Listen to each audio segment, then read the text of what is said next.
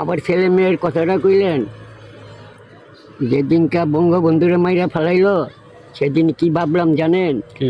এই বাঙালি বেমান আর এই বাঙালি বরবাদি, তার জিদ্দে আমি আজ পর্যন্ত ঘর সংসারই করি নাই। আমি বিয়া করে যেটা জন্ম দেবো না দিতে পারলে এরকম আমারও বইরা দিব। আর পেপার প্রতিদিনই রাখি, তাই দেখি কি গরম দেখা দেশ চালাইছে।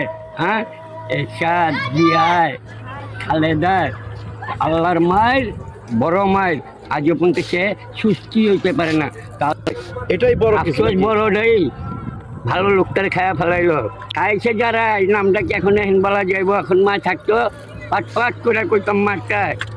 খাইছে তো হাল লগের জনি, দূরের মানুষ তো না। আল্লাহ তো দেখাই দিল, গেল চিটাগাং নেচকো ময়দানে, তারা পাশে কোন উড়া হারাইলো না। আবার কম তো এর লেগা বহুত মানুষ খাচ্ছে। যুদ্ধের সময় কি কি কষ্ট করছেন?